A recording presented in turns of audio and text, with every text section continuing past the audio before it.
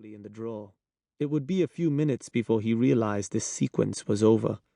He was like that, with some kind of delayed response metabolism. Changing a light bulb, he'd continued to stroke it long after it had come alive. Often, while making repairs in the jungle of wires and fuses in the main junction box under the stairs, he would touch a naked wire and get a jolt.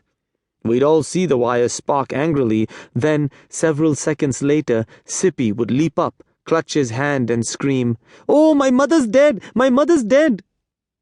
The office boys called him Uncle Tubelight, and everyone shouted their instructions at him twice, thrice, 4 times. If he was ever offended, he didn't show it. He always met you with a serious expression and a willingness to do whatever he was told. When I pushed open the door of my office on the 2nd floor, the phone was already trilling. It was Sippy asking if I'd like some tea. I had barely turned on the lights and pulled open the plastic blinds when the phone trilled again. Sippy, wanting to know if he should get me a bun omelette too. The computer had just finished booting when Sippy was back on the line. 1 omelette or 2? I said, "Motherfucker, 100, and they should all be round like testicles and pulled out of a hen's ass." After the customary delay, he said, "Okay, sir." I waited as the icons lined themselves up at the top and bottom of the screen, like 2 teams of football players before the start of a match. After the great era of literacy, the world was going back to the pre-literate age. For centuries there had been the hunt to find a word for every image, every sensation, every feeling. Now we were working at finding an image for every word, every sensation, every feeling.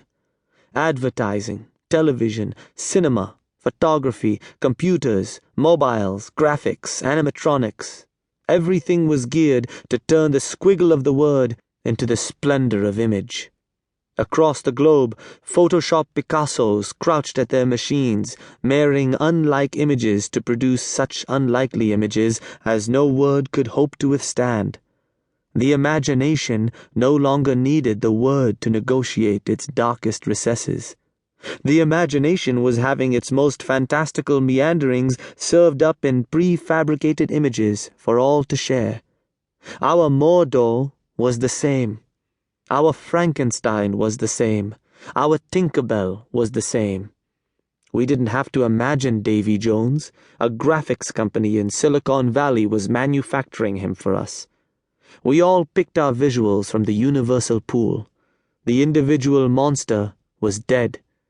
Private passion was dead. Personal grief was dead. Anger was an icon. Love an image. Sex an organ. The future a matrix.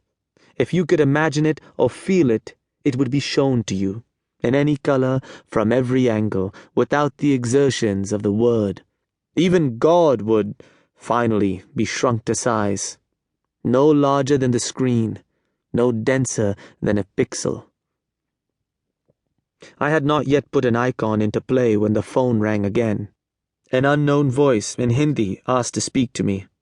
Sippy must have put the switchboard line on direct before he went out. I said today was Sunday and I would not be in office. The voice said could it speak to anyone else, or could it be given my home number?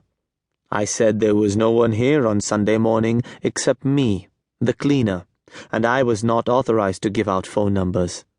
The voice said it was critically important, critically. I said, so is Saab Sunday. The voice said, "You're a chutia, and you deserve to be a sweeper all your life." The players were ready, and the screen was still, but there was nothing to do, really. I was just escaping the house. Even surfing the net was not an option. The server downstairs was shut on Sundays.